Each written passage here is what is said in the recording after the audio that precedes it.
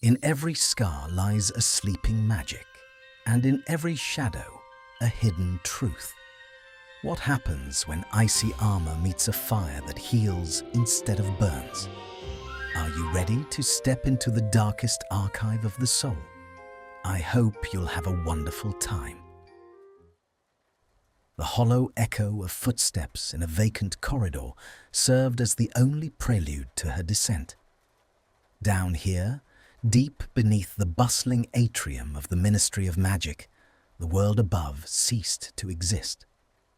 There were no enchanted windows projecting false sunlight, no golden statues gleaming with post-war triumph, and no cheerful chatter of bureaucrats pretending the world was perfectly whole. There was only the heavy, suffocating silence of the Department of Magical Law Enforcement's deepest subterranean archive, a forgotten wing where the darkest remnants of the war were kept locked away. Hermione Granger paused before the heavy oak door, her hand hovering over the iron wrought handle. She drew in a slow, measured breath, willing her pulse to steady. The air down here was different. It carried the distinct, dry tooth of old parchment, mingling with the metallic tang of dormant curses and the damp, unrelenting chill of ancient stone. It was a space designed for forgetting, yet she was forced to remember every single day she stepped inside. Pushing the door open, the hinges offered a low, mournful groan. The archive was a cavernous room, strictly illuminated by floating, magically sustained candles that cast long, trembling shadows across towering shelves of classified artifacts. But Hermione's eyes did not trace the labyrinth of dark magic that surrounded her. Her gaze, as if governed by a ruthless, undeniable magnetic pull, instantly found the solitary figure seated at the furthest workbench. Draco Malfoy did not look up. He was leaning over a fractured obsidian looking glass, a silver jeweler's loop fixed to his right eye. He was impeccably dressed, as always, though the severe formality of his dark robes had been discarded. He wore a crisp white shirt, the sleeves rolled precisely to his forearms, exposing the pale skin and the faded, obscured edges of the mark he never spoke of. His posture was rigid, his spine an unyielding line of absolute focus. A solitary candle hovered just above his left shoulder, illuminating the sharp, aristocratic slope of his jaw and the silver blonde hair that fell slightly into his eyes. As his left hand manipulated a set of delicate brass tweezers, the candlelight caught the bite of a silver ring against his skin. It was a heavy family crest, a stark reminder of everything he was, everything they had fought against, and the silent, crushing weight he now carried. Hermione felt the sudden, frantic need to straighten her already perfect sleeve cuffs.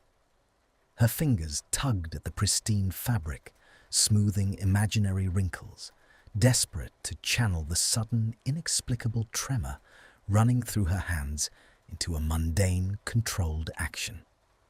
She was a logical creature. She was Hermione Granger, the brightest witch of her age, a woman built on unwavering principles and rational thought. Yet, whenever she crossed the threshold of this room, her intellect felt entirely useless against the sheer atmospheric pressure that manifested between them. It had been 3 weeks since the Ministry had mandated this joint assignment. 3 weeks of cataloguing, neutralizing, and storing malignant artifacts recovered from the raids of old Death Eater manors. 3 weeks of sharing a claustrophobic, dimly lit space with a man she was supposed to despise. She walked toward her own designated workbench, situated a deliberate 10 feet away from his. The rustle of her skirts seemed deafening in the quiet. The distance between them was supposed to be a buffer, a safe zone dictated by professional boundaries and mutual, unspoken avoidance. But the space did nothing to dampen the static in the room. It was thick, electric, and utterly exhausting. Setting her leather satchel down, Hermione pulled out her wand and her intricately detailed ledger. She risked a fleeting glance in his direction. Malfoy's face was an impenetrable mask.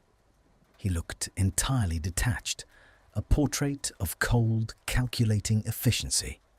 But as she watched, the artifact on his desk emitted a faint violet spark. His hand gripped his wand, and she noted the stark whitening of his knuckles. He was pressing his jaw together so tightly she could see the faint jump of a muscle beneath his cheek. He was not as numb as he pretended to be. Underneath that flawless, restrained exterior, he was rigidly holding himself together. She turned away, forcefully directing her attention to the item assigned to her for the day, a heavy brass astrolabe that whispered in a dead, forgotten language whenever human skin came too close. For the next 2 hours, the archive was consumed by a tense, suffocating quiet. They did not speak. They never spoke unless it was absolutely required by the parameters of the dark magic they were dismantling. But the silence was not empty. It was heavily burdened, fraught with a tactile friction that made every breath Hermione took feel deliberate and strained. She could hear the scratch of his quill against parchment. She could hear the quiet, irregular hitches in his breathing when a curse proved particularly stubborn. And she knew, with an infuriating certainty, that he was just as hyper-aware of her. Whenever she reached across her desk, whenever the wooden leg of her stool scraped against the stone floor, the scratching of his quill would pause for a fraction of a second. A hesitation so infinitesimal only someone violently attuned to his presence would notice. Granger. His voice was a low, gravelly rasp, shattering the quiet. It had been unused for so long it sounded rough, carrying a dark, velvety timbre that sent an involuntary shiver down her spine. Hermione's hand slipped, the tip of her wand grazing the brass surface of the astrolabe. It hissed, emitting a foul wisp of black smoke. She quickly neutralized it with a sharp, non-verbal flick, taking a steadying breath before turning to face him. "Yes, Malfoy," she replied, her tone perfectly clipped, heavily guarded.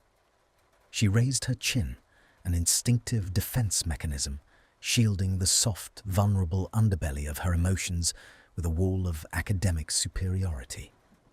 He was no longer looking at his workbench. He was standing, tall and imposing, his pale grey eyes locked onto hers. The look in his eyes was stormy, entirely unreadable, yet swirling with a quiet, suppressed intensity. "The astrolabe," he said, his voice barely above a whisper, yet carrying across the space between them with the force of a physical blow. "You are applying a standard countercharm to a modified blood curse. It will not yield."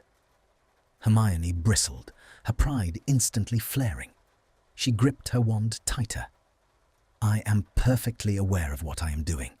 The structural matrix of the curse requires a foundational weakening before I can isolate the blood magic. I have it under control." Malfoy did not argue. He did not sneer, nor did he offer the biting, arrogant remarks of their school days. Instead, he simply moved. He stepped out from behind his desk, crossing the 10 feet of stone floor with a slow, predatory grace. The hollow echo of his shoes seemed to sync with the erratic, thudding rhythm of Hermione's heart. She froze, her back stiffening as the distance between them evaporated. He stopped a mere breath away from her.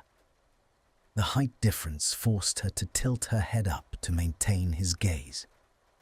The atmospheric pressure in the room condensed entirely upon the narrow sliver of space separating their bodies. She could see the faint shadows beneath his eyes, the exhaustion he wore like a second skin. "It is entirely volatile," he murmured, his gaze dropping for a dangerous suspended second to her lips before snapping back to her eyes. "If you sever the primary rune while the secondary ward is active, it will detonate." "I read the ministry brief, Malfoy," she whispered, her voice betraying her by wavering slightly. She hated the weakness. She hated how near he was, how the heat radiating from his chest seemed to seep through the heavy wool of her robes. "The ministry brief was written by incompetent fools," he replied softly. He reached out. Hermione's breath hitched, her mind bracing for a jarring impact, a sudden confrontation. But his hand bypassed her entirely, reaching for the brass instrument on her desk. As he leaned forward, his arm brushed against hers. The tactile friction of his crisp shirt sleeve against her sleeve sent a violent tremor through her arm, locking her muscles in place. He didn't pull away. He remained there, leaning over her workspace, his body caging her against the edge of the heavy oak desk. The scent of bergamot, old paper, and something distinctly, cleanly masculine surrounded her, drowning out the dark magic of the room. Hermione stood paralyzed, trapped between the unyielding wood at her back and the solid, towering warmth of the man in front of her. Her brilliant mind, usually a fortress of logic and strategy, shattered into fragmented, chaotic static. She watched the precise, deliberate movements of his long fingers as he adjusted the rings of the astrolabe, the silver crest on his left hand flashing in the candlelight. He was so close, she could feel the faint, rhythmic expansion of his chest as he breathed. It was an agonizing proximity. She wanted to push him away, to step back into the cold safety of her isolation. She wanted to yell at him to keep his distance, to preserve the carefully constructed boundaries that kept her safe. But as he carefully realigned the final brass ring, disabling the hidden trigger, he turned his head slightly. His face was inches from hers. The grey of his eyes was entirely devoid of the cold indifference he projected to the world. For a fleeting, terrifying second, the walls fractured. She saw the exhaustion, the deep, silent guilt, and an agonizing, desperate hunger that perfectly mirrored her own hidden terrors. His eyes searched hers, heavily, slowly, before dropping to the tremor in her hands. He did not speak. The silence rushed back in, but it was fundamentally altered, thick with an unspoken, terrifying realization that neither of them was prepared to face. The suspension of time shattered with the violent suddenness of a dropping guillotine. Draco inhaled sharply, a ragged, uneven sound that tore through the heavy velvet quiet of the archive. The movement that followed was entirely defensive, a harsh, immediate recoil. He stepped backward, severing the visceral alignment that had tethered them together in the suffocating space between her workbench and his body. The sudden absence of his heat felt like a physical theft. Cold, damp air rushed in to fill the narrow void he left behind, raising a rash of goose flesh along Hermione's arms. The atmospheric pressure in the room violently shifted, snapping from a dangerous magnetic pull into a freezing vacuum. Hermione watched the metamorphosis of his features. The fleeting, agonizing vulnerability she had just witnessed, the dark, desperate hunger in his grey eyes, was ruthlessly extinguished. In its place, the impenetrable, aristocratic mask slammed down, locking his expression into a portrait of sculpted ice. His jaw clenched, the muscle feathering violently beneath his pale skin. He looked at her as if she were a complicated, highly volatile curse he had deeply regretted unearthing. "Do try to pay attention to the fundamental arithmetic of the spell next time, Granger," he drawled.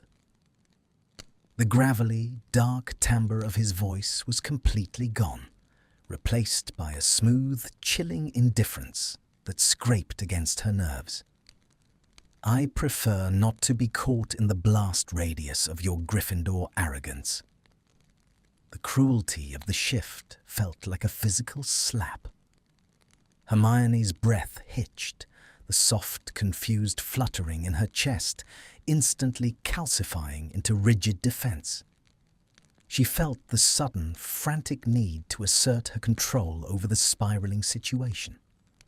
Her fingers, which had been trembling with a terrifying, unknown anticipation moments before, now curled into tight, bloodless fists at her sides.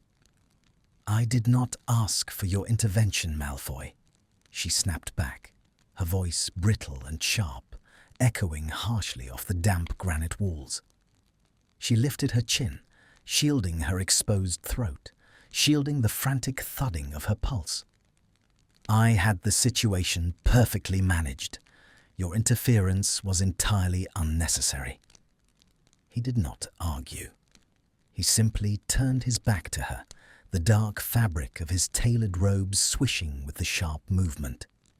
The dismissal was absolute.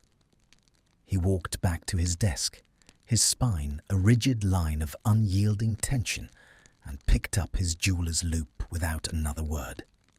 For the remainder of the day, the static between them was a toxic, suffocating fog.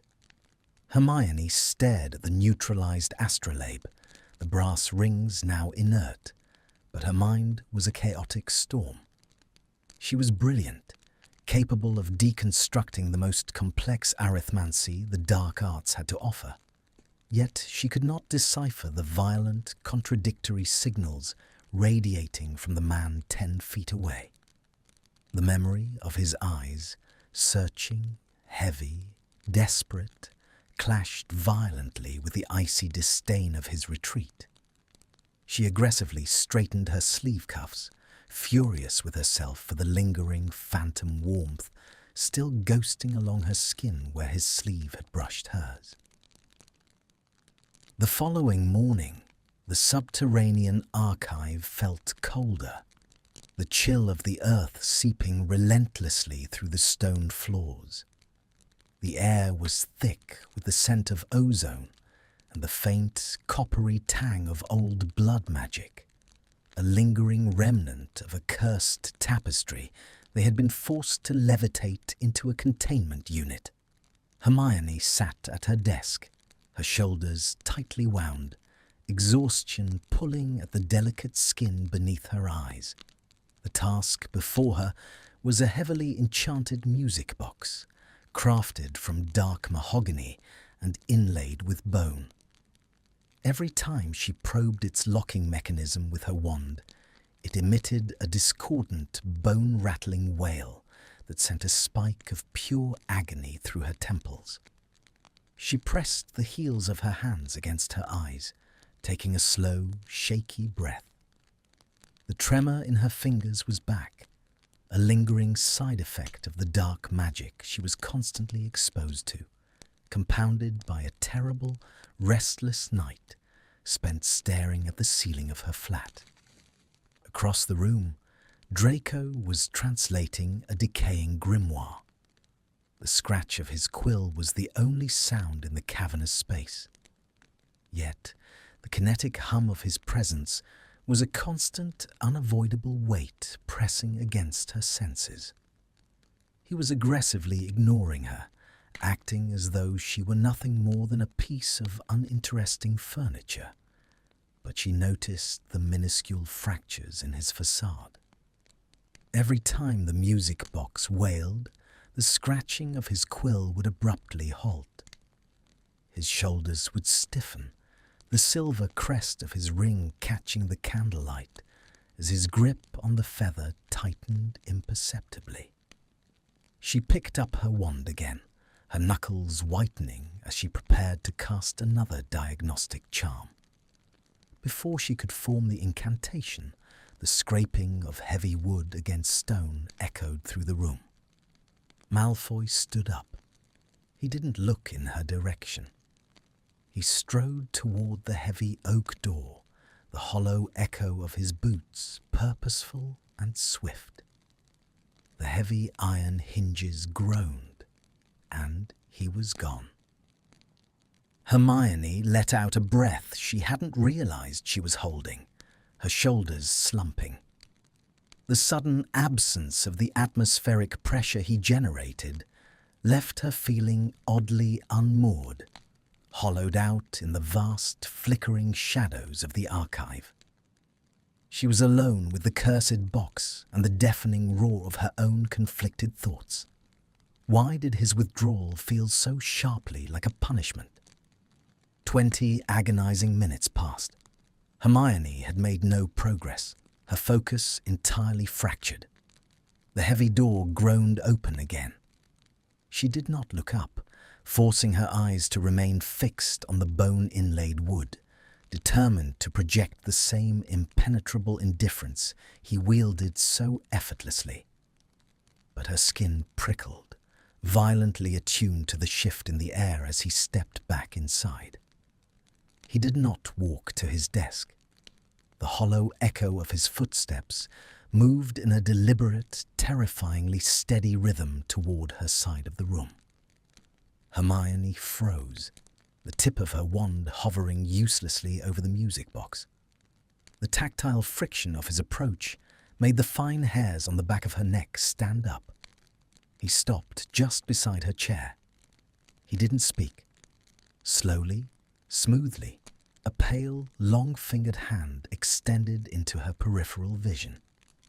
He set a plain white porcelain cup on the very edge of her heavy oak workbench.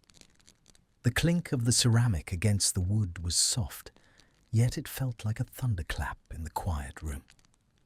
Steam rose from the cup, carrying the sharp, clean scent of bergamot, interrupting the stagnant smell of decay.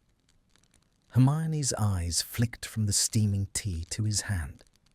He was so close, she could see the faint, translucent veins beneath his pale skin.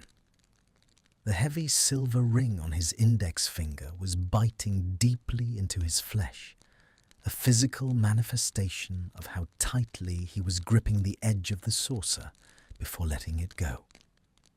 She slowly tilted her head up. He was staring straight ahead, his profile sharp and unforgiving in the candlelight, refusing to meet her gaze. The shadows beneath his eyes looked darker today, the exhaustion carving harsh lines around his mouth. A sudden, terrifying warmth bloomed beneath her ribs, entirely bypassing her logical defenses. It was a simple, mundane object, a cup of tea. Yet, in the desolate, toxic environment of the archive, it felt like an offering. It felt like a white flag wrapped in barbed wire. "Thank you," she murmured, the words feeling fragile, like spun glass in her throat. She reached for the cup, the heat of the porcelain seeping instantly into her freezing, trembling fingers. The gentle tone of her voice was a catastrophic mistake. The sound of her gratitude struck him like a physical blow. The approach was too fast, the vulnerability too raw. His posture instantly snapped into a rigid, defensive line. He recoiled from the warmth of the moment, as if she had offered him poison. To accept her gratitude was to acknowledge the bridge he had just tentatively built, and his silent, punishing guilt would not allow him to cross it. He was convinced he contaminated everything he touched, and her soft, unguarded tone terrified him more than any curse in the room. "Do not read into it, Granger," he snapped. The gravelly softness vanished, replaced entirely by a cruel, silken sneer that slashed through the fragile quiet. He finally looked down at her, his eyes flat and devoid of any light. "Your constant shivering and pathetic sighing were becoming a distraction. I cannot be expected to decipher 12th century runes while you sit there rattling like a poorly assembled skeleton." The warmth in Hermione's chest died instantly, freezing over into a sharp, painful ache. The tactile friction between them vanished, replaced by the jarring impact of absolute freezing rejection. Her hand tightened around the porcelain cup, her knuckles turning bone white. The trust she had momentarily allowed herself to feel twisted violently into bitter, self-reproaching doubt. With a sharp, controlled click. She forced her spine perfectly straight, building her own impenetrable fortress of academia and pride to match his. "My apologies for inconveniencing your delicate sensibilities, Malfoy," she replied, her tone dripping with a frigid, mocking politeness. She picked up her wand, refusing to look at him. "I will ensure my suffering is entirely silent from now on." He lingered for a fraction of a second too long. She could feel the heavy, conflicted weight of his gaze burning into the side of her head. He opened his mouth, the line of his jaw tight and trembling, but whatever words he fought against remained entirely unspoken. He turned on his heel and walked away. The hollow echo of his retreating footsteps felt entirely like a door slamming shut, leaving Hermione alone in the suffocating cold, staring blindly at a cursed box, while the tea slowly, inevitably, lost its heat. For 4 agonizing days, the subterranean archive became a tomb of absolute freezing isolation. The atmospheric pressure between them had crystallized into something fragile and profoundly dangerous, a sheet of black ice that neither dared to step upon. Hermione constructed her defenses with the meticulous precision of a master arithmancer. She arrived exactly at 8, her gaze fixed securely on the heavy oak door ahead of her, never letting her eyes drift to the furthest workbench. She wrapped herself in a fortress of academic indifference, burying her unexplainable vulnerability beneath towering stacks of ministry ledgers and the dry, unrelenting tooth of old parchment. Yet no amount of logical reasoning could erase the phantom weight of a plain porcelain cup. The memory of his long, pale fingers trembling against the saucer, the fleeting, unguarded darkness in his grey eyes, and the subsequent jarring impact of his cruel dismissal replayed in her mind like a cursed loop. Every time the memory surfaced, she felt the frantic need to straighten her sleeve cuffs, tugging at the pristine fabric until her wrists ached, desperate to physically banish the kinetic interference he caused within her perfectly ordered world. Across the cavernous, dimly lit room, Draco Malfoy was a study in rigid, punishing restraint. He moved with a stiff, calculated mechanical precision, entirely devoid of the predatory grace that usually defined him. The scratching of his quill was no longer hesitant. It was sharp, aggressive, carving into the parchment with a desperate, destructive force. He wore his silence like an iron shroud, ensuring the hollow echo of his footsteps never strayed from his designated perimeter. He was terrified. The brief, agonizing slip of his control, the instinctive, overwhelming urge to offer her a singular moment of warmth, had left him violently exposed to his own self-loathing. He believed his very presence was a contagion, a dark, suffocating shadow that would inevitably eclipse her light if he allowed himself to draw near. But the Department of Magical Law Enforcement cared nothing for the delicate, volatile static crackling between their two designated consultants. On the morning of the 5th day, a pair of auras levitated a massive, lead-lined containment crate into the center of the archive. They set it down with a heavy, resonating thud that shook the damp stone beneath Hermione's feet, offered a terse nod to Malfoy, and swiftly departed, eager to escape the oppressive, lingering scent of ozone and dormant malice that permanently stained the air of the lower levels. Hermione approached the crate with cautious, measured steps, her wand already drawn. As the heavy lead panels folded outward, revealing the artifact within, the temperature in the room plummeted. It was a blood-iron reliquary, standing nearly as tall as she was. Its surface was entirely smooth, devoid of any latch or hinge, save for two deeply carved circular runic depressions on either side of its unyielding face. The metal pulsed with a slow, toxic rhythm, radiating a suffocating wave of ancient defensive magic that immediately made her teeth ache. "A dual lock," Draco's voice rasped from the shadows behind her. Hermione flinched, an involuntary tremor shooting up her spine at the dark, velvety timbre she had not heard in days. She forced her spine straight, refusing to turn around. "It requires simultaneous magical signatures to disarm the outer ward," she stated, her tone flawlessly clinical, entirely stripped of emotion. "The ministry brief indicated we might encounter one of these from the Lestrange estate. The synchronization must be absolute, or the resulting backlash will be severe." "I am aware of how a dual lock functions, Granger," he replied softly. The hollow echo of his approach sent a violent spike of adrenaline through her veins.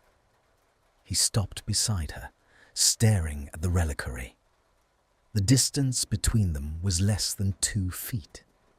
It was the closest they had been since the incident with the astrolabe, and the sudden, overwhelming magnetic pull was instantly debilitating. "We will need to channel our magic precisely on the count of 3, Hermione instructed, her voice dangerously close to wavering. She stepped up to the left side of the reliquary, raising her wand toward the carved depression. She locked her elbow, staring intensely at the dark metal, fiercely ignoring the towering warmth radiating from the man beside her. Draco stepped to the right. As he raised his wand, the crisp white fabric of his rolled-up sleeve brushed against the heavy wool of her robes. The tactile friction was infinitesimal, a mere whisper of cloth, yet it sent a jarring electric shock straight to her core. He did not pull away. His arm remained suspended, a fraction of an inch from hers, the heat of his skin seeping through the layers of her clothing. "Your grip is too tight," he murmured, his gaze fixed straight ahead. Hermione's breath hitched. She looked down and saw the stark whitening of her own knuckles around her vinewood wand. She was gripping it like a weapon rather than an instrument of precision. "I am fine," she snapped, a defensive, breathless edge bleeding into her voice. "If your magic is rigid, the reliquary will shatter your core before you can complete the incantation," he said, his tone dropping to a dangerous, intimate whisper that seemed to bypass her ears and vibrate directly against her skin. Relax your hand, Granger. She squeezed her eyes shut for a fraction of a second, battling the chaotic storm in her chest. She forced her fingers to loosen, taking a slow, shaky breath of the damp, parchment-scented air.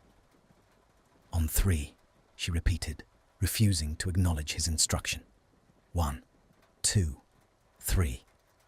Finite incantatem, they murmured in unison.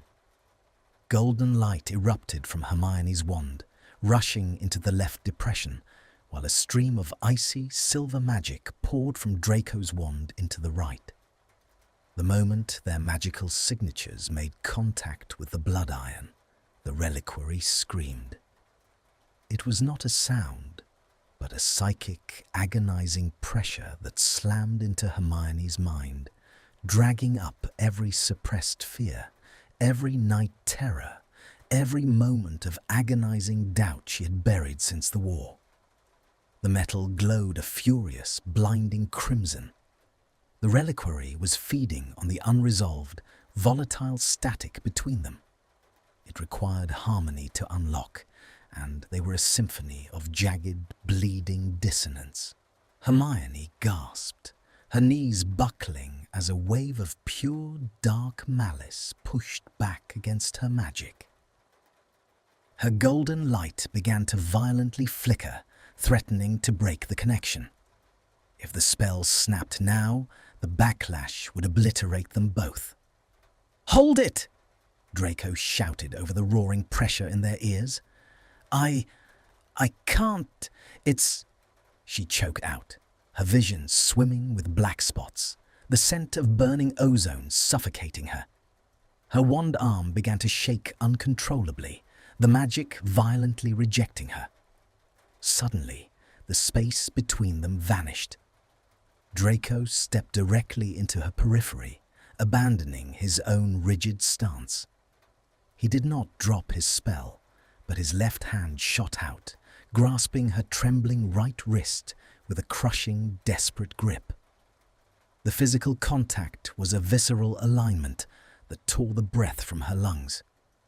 The heavy bite of his silver ring pressed ruthlessly into her delicate skin, grounding her.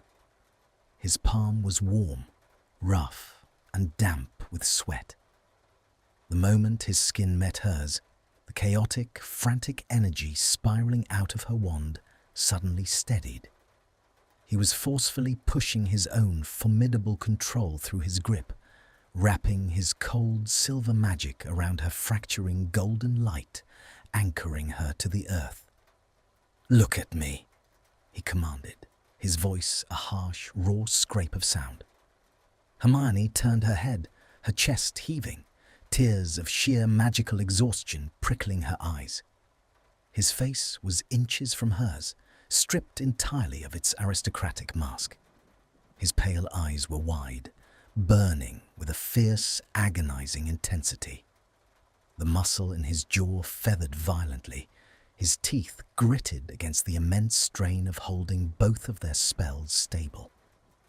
"Do not let go," he whispered, his eyes locking onto hers with a desperate, magnetic pull that demanded absolute surrender. "Push back, Hermione. Now." Hearing her given name fall from his lips, a sound wrapped in raw, unfiltered urgency shattered the last of her academic defenses.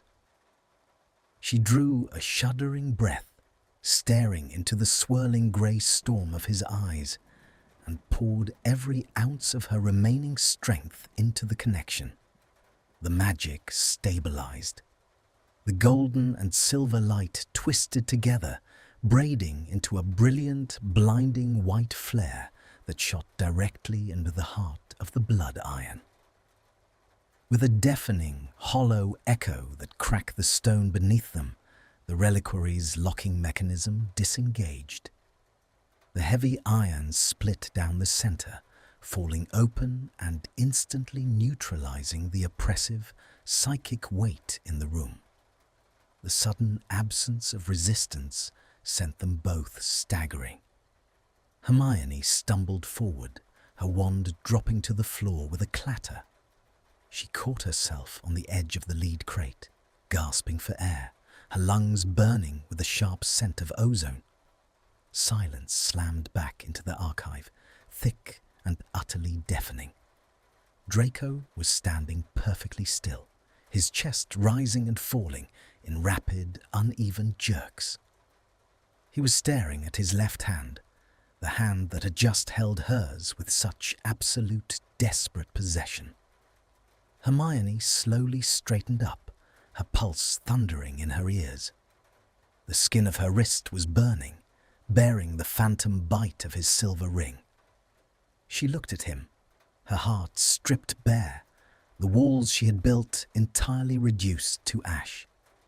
For the first time, there was no doubt, no intellectual maneuvering. There was only the raw, undeniable truth of the visceral alignment they had just shared.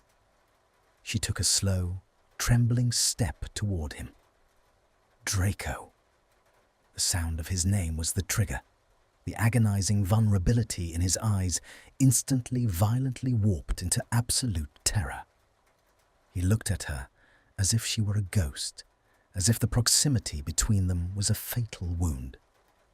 His knuckles whitened as he clenched his hands into fists, harshly pulling his arms tight against his chest. "Do not," he snarled, stepping backward so fast his heel caught on the uneven stone floor. The retreat was frantic, a man fleeing a burning building. The smooth, chilling indifference he usually weaponized was gone, replaced by a raw, bleeding panic. "Stay exactly where you are, Granger." The sudden, freezing repulsion hit her with a jarring impact. The warmth that had just flooded her veins turned instantly to ice. "Why are you doing this?" she demanded, her voice shaking, a sudden, fierce anger piercing through her exhaustion. She refused to let him rebuild the wall. Not this time. You held my magic. You anchored me. Why do you constantly insist on acting as though I am repulsed by you when you are the one relentlessly pulling away? Draco's chest heaved, his eyes dark and wild in the flickering candlelight. "Because I am a permanent stain in this room," he hissed, his voice dropping to a harsh, jagged whisper. "Because my magic is soaked in things you cannot even comprehend. And if you had any of that brilliant, logical sense you parade around, you would be running for the door instead of looking at me like I am something worth salvaging." He didn't wait for her to answer. He turned, his dark robes snapping with the violent force of his movement, and strode blindly toward the darkest corner of the archive, putting an impossible, agonizing distance between them, leaving Hermione standing in the ruins of their shattered equilibrium, the air vibrating with a tension that was rapidly becoming unbearable. The silence that descended upon the subterranean archive was no longer a mere absence of sound. It was a physical, crushing entity. It pressed against the damp granite walls, heavy with the lingering scent of scorched ozone and the sharp metallic tang of the disarmed blood-iron reliquary. In the center of the room, the artifact lay open, its dark magic neutralized, yet the space itself felt infinitely more dangerous than it had mere moments ago. Hermione stood frozen by the lead-lined crate, the frantic thudding of her pulse echoing in the hollow chambers of her ears. The skin of her right wrist still burned with a fierce phantom heat, bearing the distinct, invisible imprint of Draco's silver ring. She stared into the suffocating gloom at the furthest edge of the room, where the magical candlelight dared not reach. He had vanished into that darkness, retreating behind an impenetrable barricade of his own self-loathing, a permanent stain. His words hung in the stagnant air, jagged and bleeding. For years she had assumed his cruelty was forged from arrogance, a remnant of his pure-blood supremacy. But staring into the shadows, the brilliant analytical machinery of her mind finally pieced together the devastating truth. It was not hatred that drove him to push her away with such violent, freezing force. It was absolute, paralyzing terror. He was entirely convinced that his very existence was a contagion, a darkness that would inevitably extinguish her light if he allowed the atmospheric pressure between them to condense into anything real. Hermione looked down at her vinewood wand, lying discarded on the uneven stone floor where it had fallen. Slowly, deliberately, she left it exactly where it was. She turned away from the safety of her workbench, abandoning the fortress of academic indifference she had meticulously maintained for weeks. The hollow echo of her footsteps was agonizingly loud as she crossed the threshold between the illuminated center of the archive and the desolate, freezing corner he had claimed as his sanctuary. Far above them, somewhere in the cavernous architecture of the ministry, a heavy rain had begun to fall. The faint, rhythmic drumming reverberated down the ancient ventilation shafts, adding a somber, weeping cadence to the heavy quiet. As her eyes adjusted to the gloom, the sharp, aristocratic lines of his silhouette materialized against the rough, weeping stone of the back wall. Draco was pressed entirely against the granite, his posture rigid and defensive. His arms were crossed tightly over his chest, his long fingers digging so fiercely into his own forearms that the knuckles shone bone-white in the meager light. He looked like a man bracing for a fatal impact. The tactile friction of the air between them thickened, sparking with an undeniable volatile static as she stepped closer. "I told you to stay exactly where you were, Granger," he rasped. The velvet timbre of his voice was completely shredded, reduced to a desperate, jagged warning. He did not turn his head to look at her.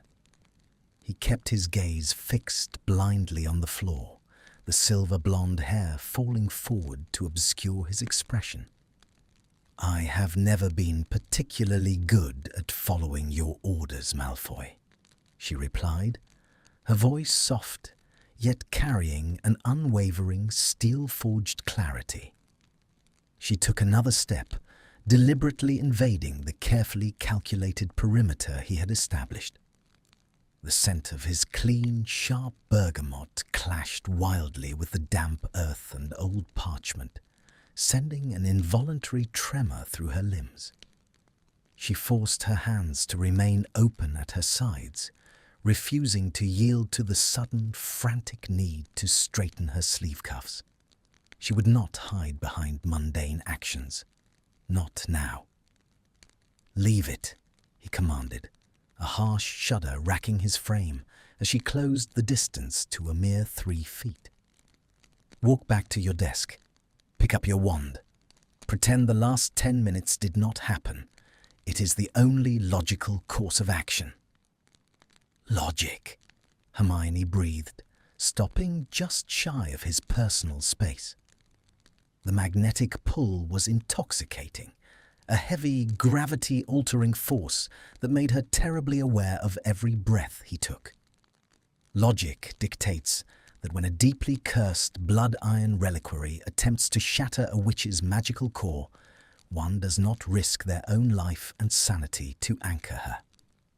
Yet, you did. Draco's jaw locked. The muscle beneath his pale skin feathered violently. It was a tactical necessity. If your magic had fractured, the resulting detonation would have destroyed the archive, and me along with it. "Liar," she whispered. The single syllable sliced through his defenses with the precision of a scalpel. He finally snapped his head up, his pale grey eyes wide and storm-tossed, colliding with hers in the dim light. The freezing repulsion he had tried so desperately to project was crumbling, revealing the agonizing raw vulnerability beneath.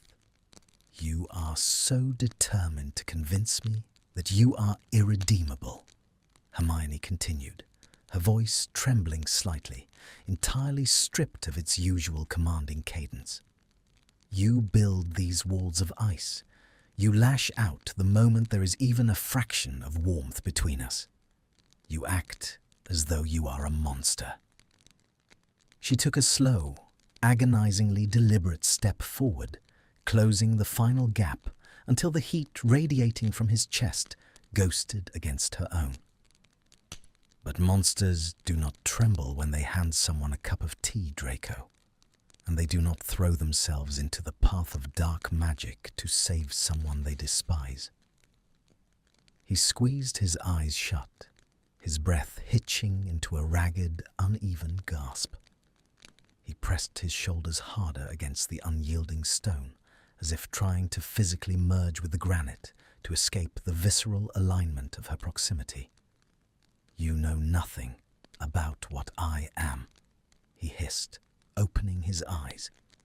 They burned with a dark, desperate sorrow. "My magic is steeped in curses that would make you sick to your stomach. The things I have seen, the things I have done, they do not wash off, Hermione. They are permanently etched into my skin." His left hand uncurled from his arm, trembling violently, and hovered inches from his own left forearm, indicating the obscured mark beneath the crisp white fabric. "If you touch me, if you let yourself believe there is anything worth salvaging here, I will drag you down into the dark with me." The conflict was laid entirely bare. She slowly lifted her right hand. The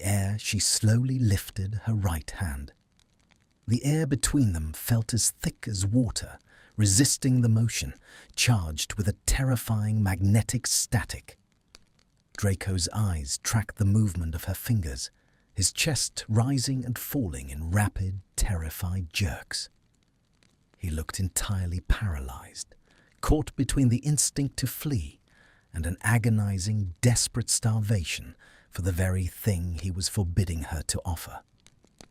She bridged the impossible chasm. Her fingers made contact with the crisp fabric of his left sleeve, directly over the scarred, obscured flesh he loathed so deeply. The jarring impact of the touch made Draco violently flinch. A sharp, broken sound escaped his throat, and his hands flew up, instinctively hovering over hers, intending to push her away, to sever the connection before it destroyed them both. But Hermione's grip was steady. She did not pull away from the dark magic he claimed contaminated him. She pressed her palm flat against his arm, the gentle, anchoring warmth of her skin seeping through the expensive cotton. She looked up, holding his fractured, terrified gaze with an unwavering, fierce defiance. "I am not afraid of the dark," she stated quietly, the truth of it ringing with absolute clarity in the subterranean quiet. "And I am entirely capable of deciding who is allowed to touch my magic. You grounded me when I was breaking apart. Let me do the same for you." For a suspended, breathless eternity, the archive held perfectly still. The distant, rhythmic drumming of the rain echoed around them, a steady heartbeat in the silence. Draco's hands, suspended in the air, slowly began to lower. The rigid, punishing tension that had held his spine perfectly straight for 5 agonizing days finally, miraculously, snapped. The freezing, impenetrable fortress of ice he had constructed shattered into a million insignificant pieces. He let out a long, shuddering exhale, his head bowing slightly. He did not push her away. Instead, his right hand dropped, his long fingers tentatively, carefully wrapping around the wrist she had rested against his arm. His touch was excruciatingly gentle, a stark contrast to the desperate, bruising grip he had used to save her life earlier. The heavy silver ring on his index finger was cool against her pulse point, an undeniable tactile friction that sent a wave of liquid heat straight to her core. He was trembling. The man who had worn his cold arrogance like armor was physically shaking under the weight of her acceptance. "You are entirely reckless, Granger," he murmured, his voice a thick, ruined whisper that lacked any venom. He slowly tilted his head down, leaning his forehead against the damp stone wall just inches from her face, his eyes slipping shut as he simply allowed himself to breathe the air she occupied. "Only when the situation requires it," she replied softly, her own heart hammering against her ribs with a fierce, terrifying triumph. The atmospheric pressure had fundamentally altered. The bitter cold of his repulsion had burned away, leaving behind a fragile, terrifyingly vulnerable warmth. They stood in the shadows of the forgotten archive, tethered together by a gentle grip and the quiet, undeniable realization that the war between them had finally burned itself out. The quiet in the archive stretched, weaving a delicate, terrifying tapestry of suspended breath and the heavy scent of damp earth. For a minute that felt like a century, neither of them moved. The subterranean world around them had ceased its hostile rotation. There was only the harsh, uneven rhythm of Draco's breathing and the gentle, grounding weight of Hermione's hand resting against the crisp white fabric covering his left forearm. He was a man entirely unmade. The rigid posture that had defined his existence for weeks was gone.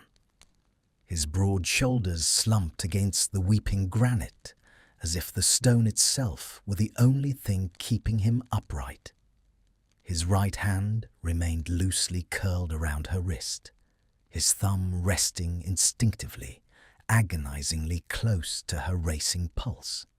The bite of his silver ring was a cool, solid reality against her feverish skin, a physical anchor in the center of the chaotic storm they had just survived. Hermione watched the rapid flutter of his pale eyelashes, the dark smudges of exhaustion stark against his skin in the meager candlelight. She did not dare to speak. The atmospheric pressure between them was infinitely fragile, a construct of spun glass that would shatter at the slightest provocation. She simply stood there, fiercely maintaining her grip on his arm, silently demanding that he recognize the absolute, unwavering certainties in her touch. Slowly, the frantic, terrified tension began to drain from his muscles. He drew a deep, shuddering breath, the scent of bergamot and ozone mixing in the narrow sliver of air between them. When he finally opened his eyes, the stormy, defensive fury was absent. In its place was an ocean of profound, quiet sorrow, a surrender so absolute it made her chest ache. But the surrender was not a beginning. It was an acknowledgement of an impossible reality. Draco's fingers flexed against her wrist, the tactile friction sending a fresh tremor up her arm. He did not shove her away with the violent, freezing repulsion of his previous retreats. Instead, his withdrawal was excruciatingly careful. He slowly, deliberately unwrapped his long fingers from her skin, letting his hand fall to his side. He then took a half-step backward, peeling his arm away from her palm. The loss of his heat was instantaneous, a sharp physical deprivation that left her palm tingling and suddenly desperately cold. "The reliquary," he murmured, his voice entirely devoid of its usual dark resonance. It sounded hollow, scraped thin by the emotional hemorrhage he had just endured. He refused to meet her gaze now, his eyes fixing on the neutral space over her left shoulder. "We need to log the disarming sequence and secure the core before the Ministry archivists arrive." Hermione's hand remained suspended in the empty air for a fraction of a second before she slowly lowered it.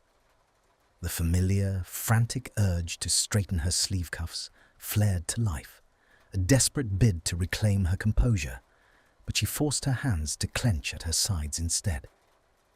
The emotional dynamic had violently shifted once again. He was not angry, he was not cruel. He was simply retreating behind an impenetrable wall of duty, punishing himself for the brief moment of absolute vulnerability he had allowed. "Of course," she replied, her own voice betraying a slight, involuntary tremor. She swallowed hard, forcing the analytical, brilliant machinery of her mind to restart. "The containment crate needs to be sealed." They moved back into the illuminated center of the room, the hollow echo of their footsteps completely disjointed.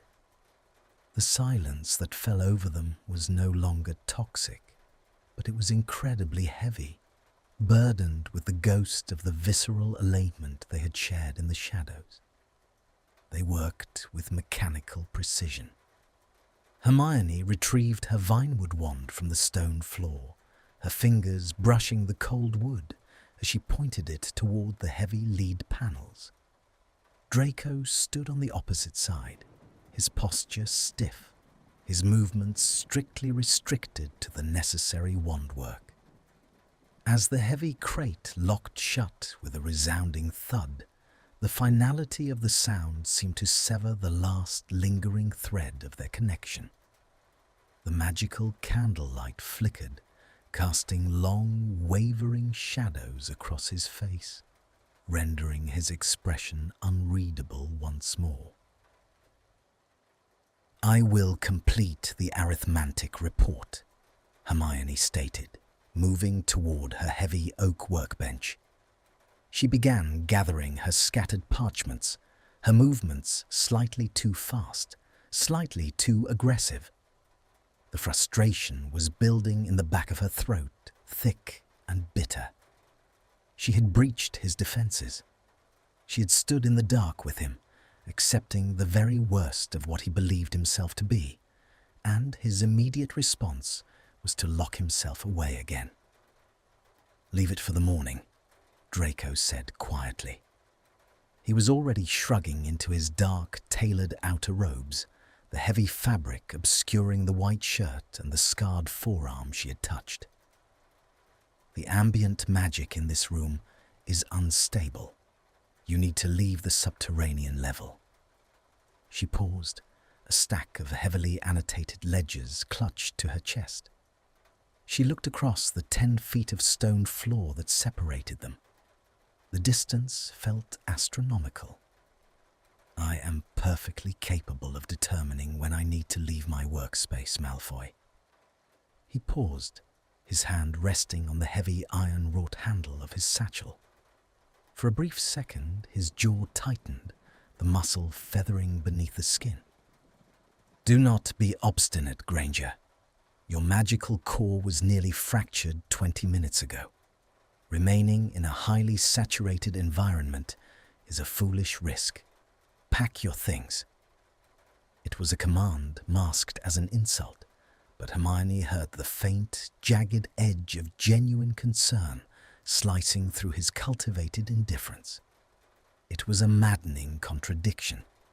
He fiercely guarded his distance, yet he tracked her physical well-being with the intensity of a starving predator. She did not argue. The exhaustion was, in fact, seeping deep into her bones, making her limbs feel leaden and her temples throb with a dull, relentless ache. She shoved the ledgers into her bag, the tooth of the old parchment catching on her fingernails, and fastened the brass buckles with a sharp, definitive click.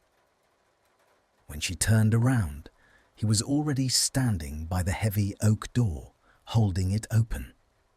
The dark corridor beyond was a gaping, silent maw. The journey to the ministry lifts was an agonizing exercise in kinetic interference. The corridor was narrow, forcing them to walk closer than was comfortable. Every time their shoulders swayed, the heavy wool of her robes threatened to brush against the dark fabric of his cloak. The air between them was practically vibrating with a magnetic pull, a static charge that made the fine hairs on her arms stand on end. Hermione kept her eyes fixed straight ahead, fiercely ignoring the towering warmth radiating from his left side. When they reached the brass grates of the lift, Draco pressed the call button with a sharp, decisive jab. The lift arrived with a rattling groan, the golden doors sliding open to reveal a cramped, empty car. Hermione stepped inside, moving immediately to the furthest corner. Draco followed, his presence instantly consuming the limited oxygen. The doors slammed shut, and the lift began its jerky, vertical ascent, the enchanted lamps overhead flickering erratically. The physical confinement was excruciating. The atmospheric pressure inside the small, rattling box was suffocating. Draco stood perfectly rigid, staring at the brass floor indicator as it slowly ticked upward. His hands were clasped tightly behind his back, his knuckles white. He was meticulously ensuring that no part of him occupied her space, a physical manifestation of his internal terror. "You cannot simply pretend it did not happen," Hermione blurted out, the words tearing free before her rational mind could stop them. The silence had become entirely unbearable. Draco's spine went absolutely rigid. He did not look at her. "I have no idea what you are referring to, Granger." "The reliquary," she countered, her voice rising slightly, echoing off the brass walls. "The shadows. The fact that you spent the last 5 days treating me like a volatile curse, only to risk yourself the moment I was actually in danger." She took a step away from the wall, entirely disregarding the safety of her designated corner. "You are exhausting, Draco. Your contradictions are exhausting." He finally turned his head, his pale eyes flashing with a sudden dark intensity. The lift gave a violent shudder as it passed the atrium level, throwing them slightly off balance. Draco's hand shot out, grabbing the brass rail just inches from her waist to steady himself. The sudden proximity was a jarring impact, the scent of the cold archive and his sharp cologne washing over her. "My contradictions keep you safe," he rasped, leaning in just a fraction, his voice dropping to that velvety, dangerous whisper that made her stomach completely hollow out. "If I were consistent, Granger, I would have left you to the reliquary. If I were the man you insist on believing I am, I would not care what happens to you." "But you do care," she challenged, staring defiantly up into his stormy eyes. She refused to retreat. "You care, and it terrifies you so deeply that you would rather freeze us both to death than admit it." He stared at her, the air between them burning with a sudden, fierce, tactile friction. His gaze dropped, tracking the rapid, uneven rise and fall of her chest before rising to fixate on her lips. For one agonizing, suspended second, The magnetic pull was so absolute, Hermione thought he might actually close the final inch. She stopped breathing, her hands trembling as they curled into the fabric of her skirt. Ding!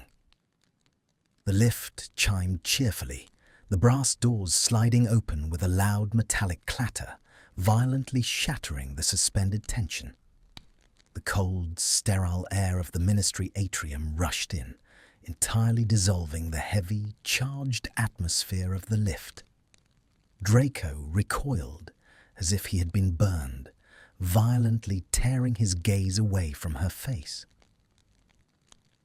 The aristocratic mask slammed back into place, locking his features into a rigid, unforgiving sculpture of ice. He stepped out of the lift without a backward glance, the dark fabric of his cloak swirling around his ankles. The hollow echo of his boots against the polished dark wood floors of the atrium was sharp and fast. Hermione followed, her heart hammering a chaotic, bruising rhythm against her ribs. The massive atrium was empty at this hour, illuminated only by the emerald glow of the Floo network fires and the harsh, enchanting lighting from the high vaulted ceilings. Outside the massive windows, a torrential rain was lashing against the glass, reflecting the dark, weeping sky of London.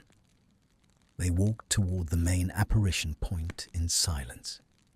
The emotional fluctuation had left her reeling. The brief, agonizing flare of heat in the lift had been instantly replaced by an arctic, impenetrable cold. When they reached the designated circle, Draco stopped.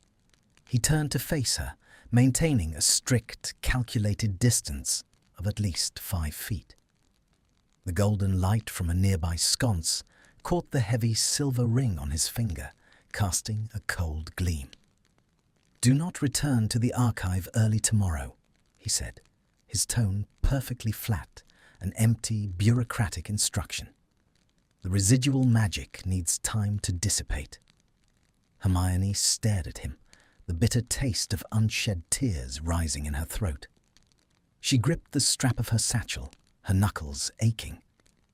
"And what about the rest of it, Malfoy?" she asked quietly, her voice devoid of anger, holding only a profound, weary sadness. "When does that dissipate?" He looked at her, and for a fleeting moment, the mask fractured. The shadows beneath his eyes seemed to deepen, his chest rising in a slow, heavy breath. He looked like a man standing on the edge of a cliff, looking down at the only thing he had ever wanted, knowing the fall would kill them both. He didn't answer. He simply gave a sharp, formal nod, a devastatingly polite dismissal. With a loud, cracking displacement of air, he turned on his heel and apparated, leaving Hermione entirely alone in the cavernous, echoing hall, the sound of the relentless rain the only answer to the violent, chaotic static he had left behind in her chest. The torrential rain that had besieged London showed no signs of abating by the following evening. It lashed against the magically reinforced glass of the upper ministry atrium, a relentless, weeping drumbeat that perfectly mirrored the chaotic, bruising rhythm of Hermione's own pulse. She stood before the gilded elevator grates, her fingers anxiously plucking at the pristine hems of her sleeves, smoothing the heavy wool in a frantic, repetitive motion. The logical, brilliant architecture of her mind was actively rebelling against her current course of action. He had told her not to return. He had issued a formal bureaucratic dismissal, masking his terror behind an impenetrable wall of ice. Yet, logic had entirely lost its foothold in the landscape of her decisions. The memory of his violent, desperate intervention, the way he had anchored her fracturing magic with his own, was a phantom weight that refused to be rationalized away. The brass doors of the lift slid open, and she stepped inside, pressing the rune for the lowest level. The descent was agonizingly slow, the enchanted lamps flickering erratically as the car plunged deep into the earth.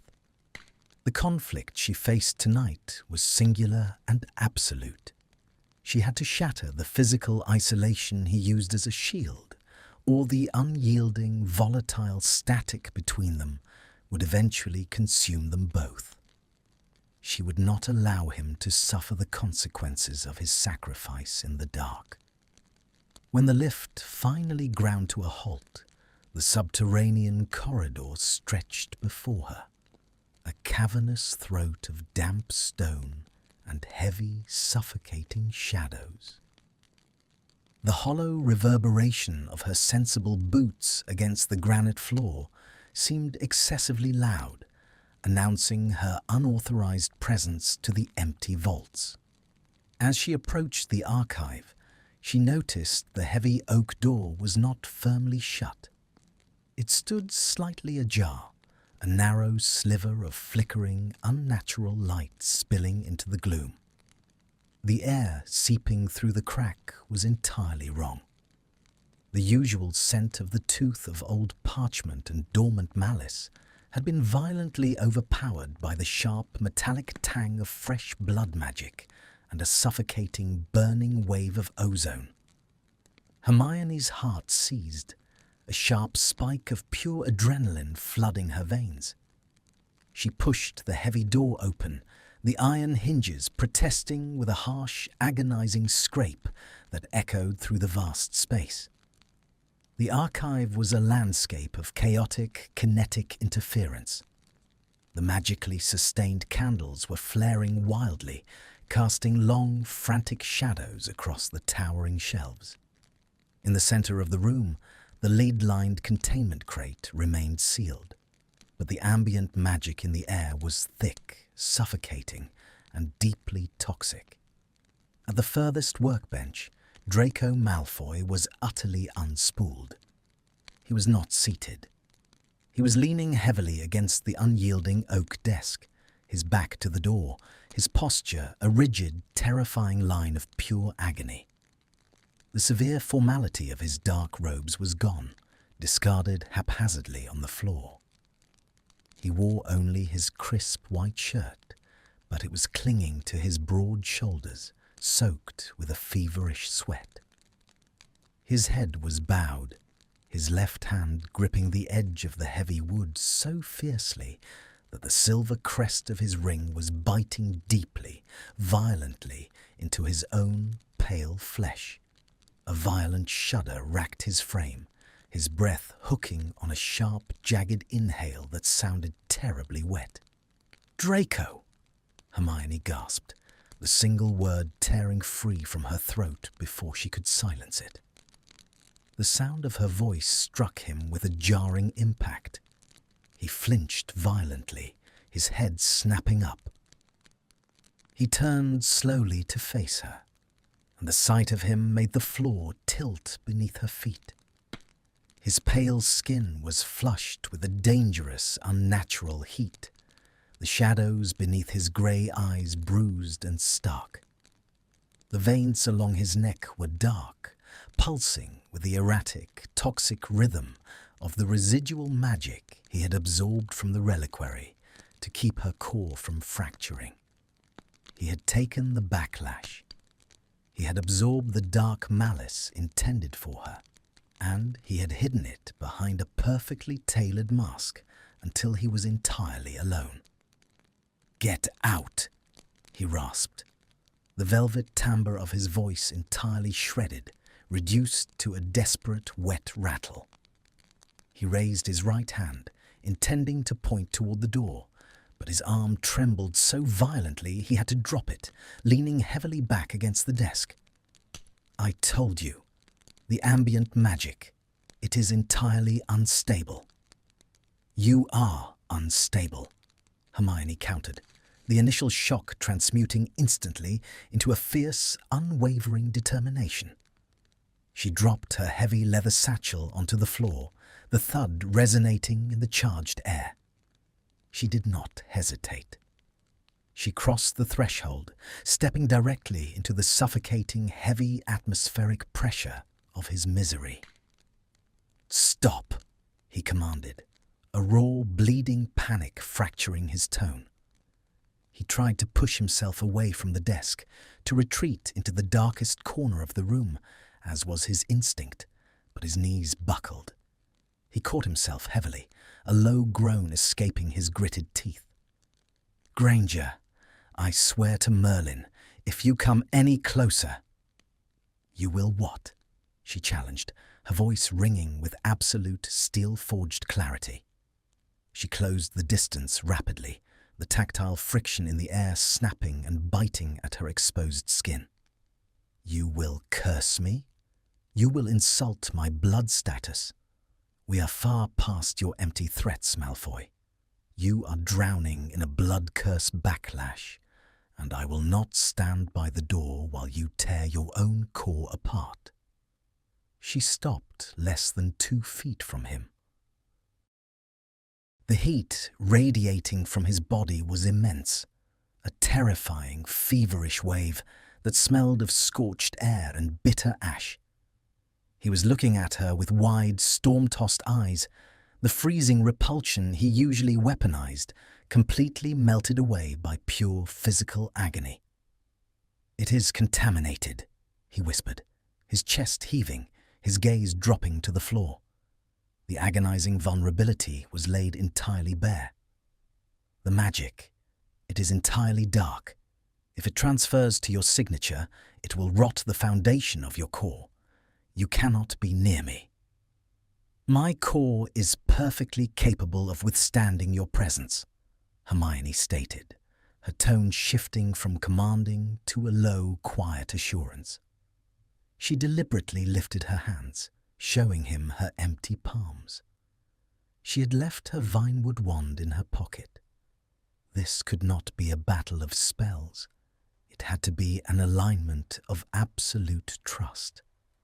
She took the final step, completely obliterating the physical boundary he had fought so desperately to maintain.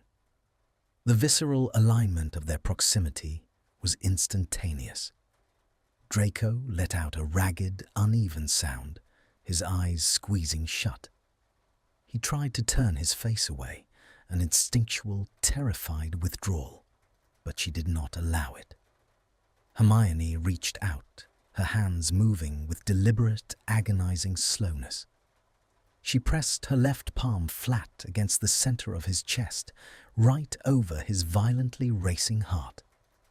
The crisp cotton of his shirt was damp, the heat of his skin searing straight through the fabric. With her right hand, she gently, firmly cupped the side of his face, her thumb resting against the sharp, aristocratic slope of his jaw. The physical contact hit him like a lightning strike. He gasped, his entire body going rigid beneath her touch. His heavy, feverish eyes snapped open, locking onto hers with a desperate, starving intensity. "Look at me," she murmured, echoing the exact words he had used to anchor her the day before.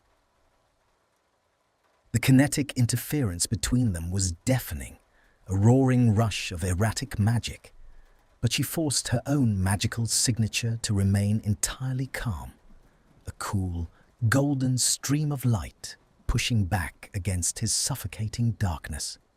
"I am right here. I am not burning. I am not running away." Draco's breath hitched. The muscle beneath her right hand feathered violently as his jaw clenched. He was fighting a monumental internal war, terrified of destroying her, yet fundamentally incapable of pushing her away.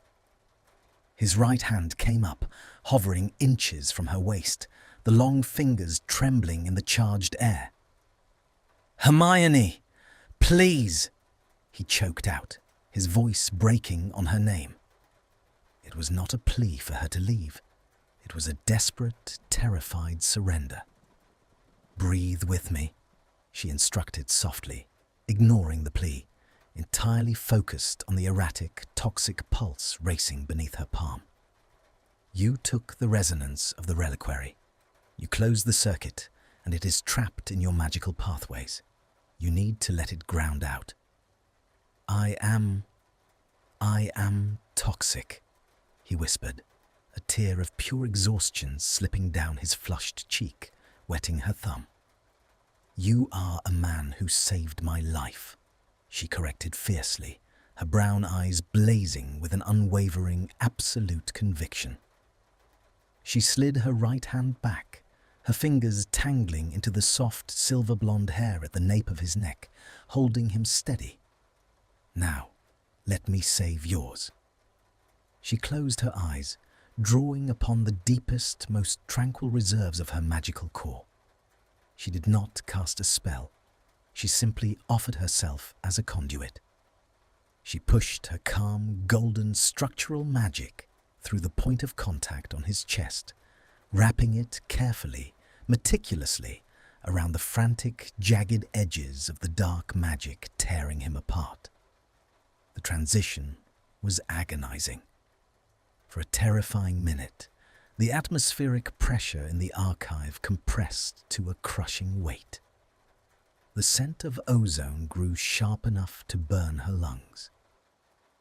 Draco let out a low, guttural cry, his hands finally closing the distance.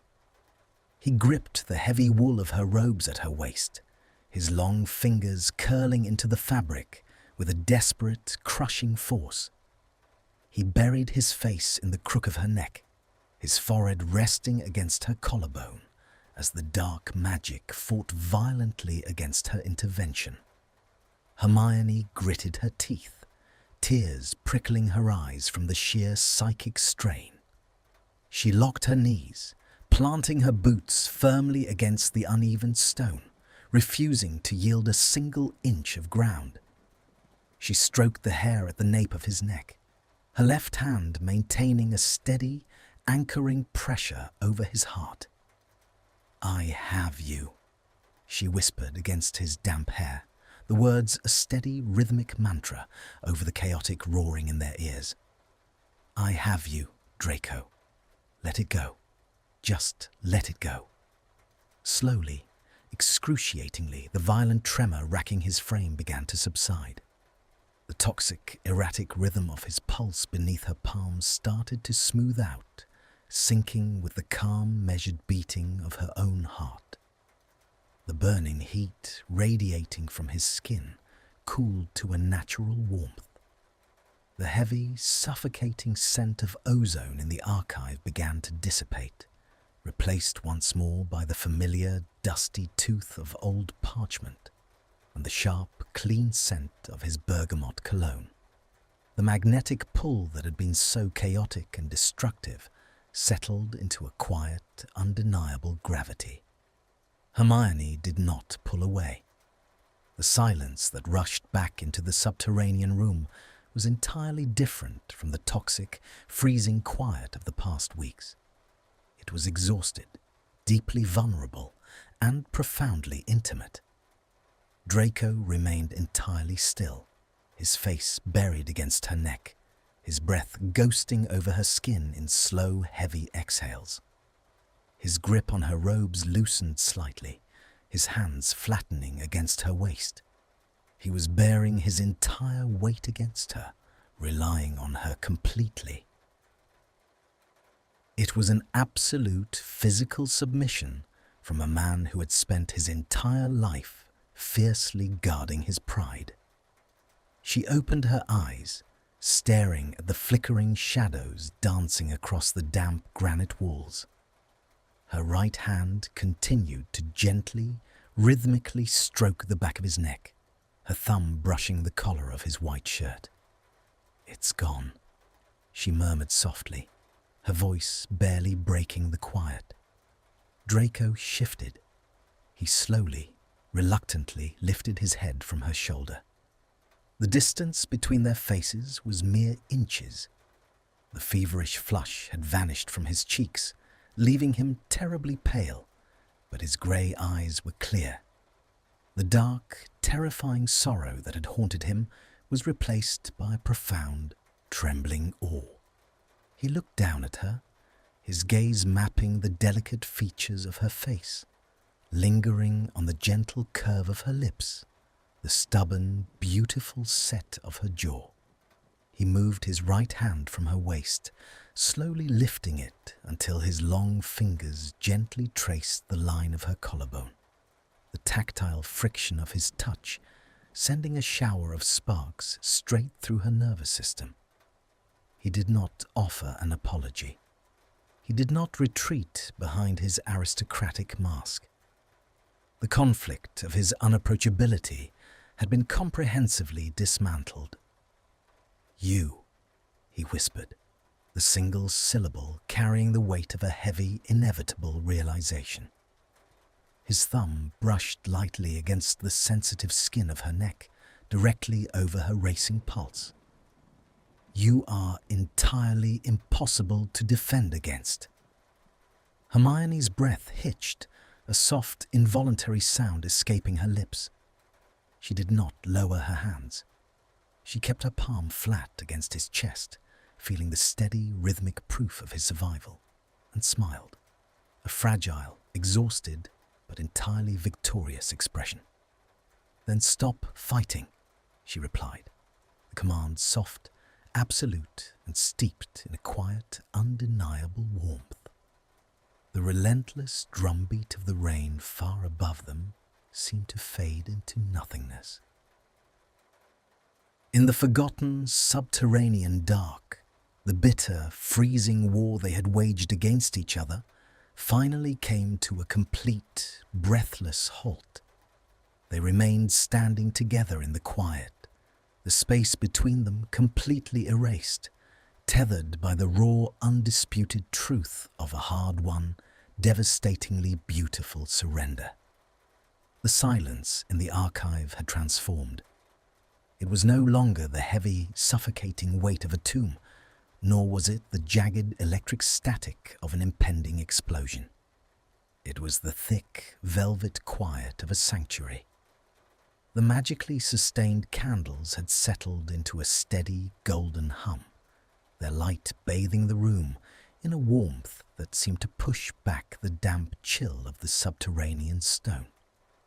Hermione's palm remained flat against Draco's chest, the rhythm of his heart now a calm, steady resonance beneath her fingers.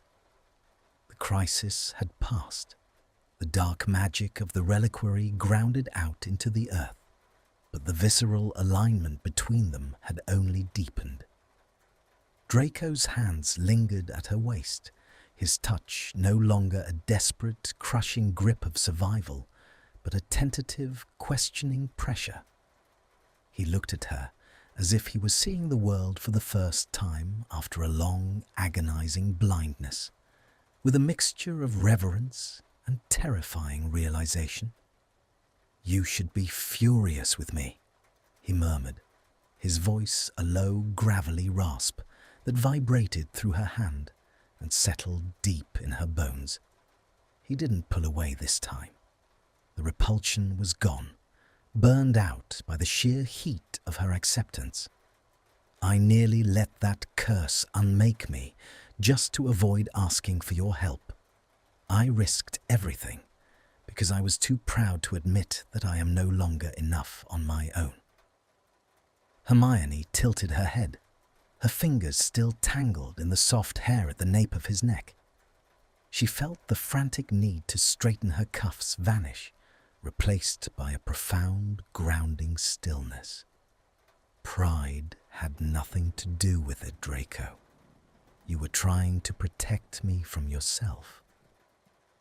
You were so convinced you were a poison that you would rather have died than let me see you break." The muscle in his jaw feathered, but he didn't look away. The aristocratic mask lay in ruins on the stone floor between them. "And now you've seen it," he whispered. "You've seen the rot. You've felt the way my magic interacts with yours. It's not clean, Hermione. It's heavy. It's burdened." "It's human," she countered fiercely.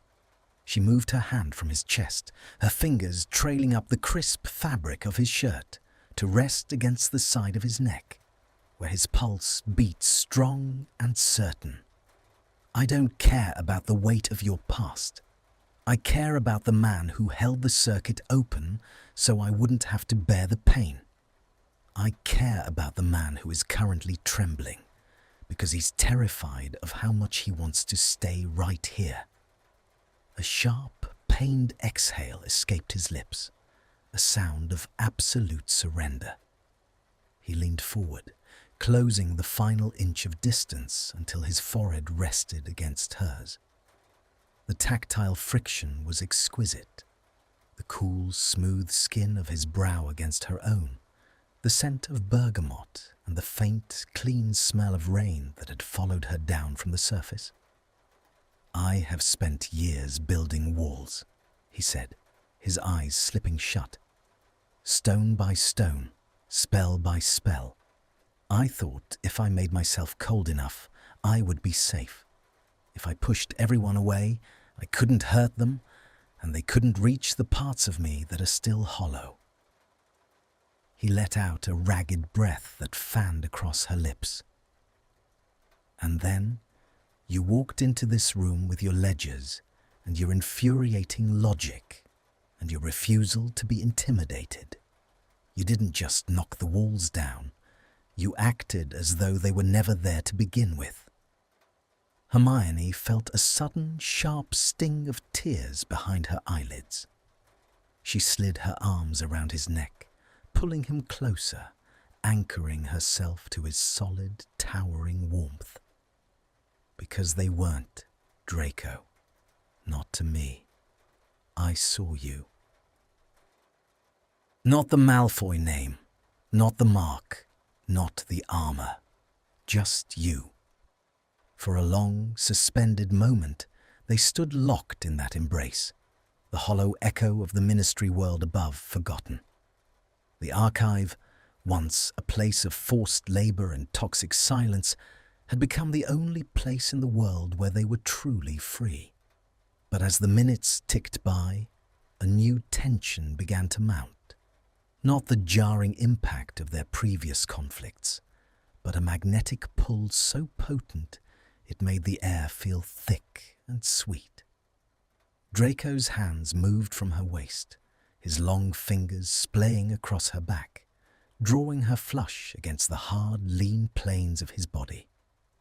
The contact was a visceral alignment that set her blood on fire. She could feel every muscle in his frame, the way he held himself with a new, fragile grace. He pulled back just far enough to look into her eyes, his grey gaze dark and searching. "What happens tomorrow, Hermione?" he asked, the vulnerability in his voice raw and bleeding.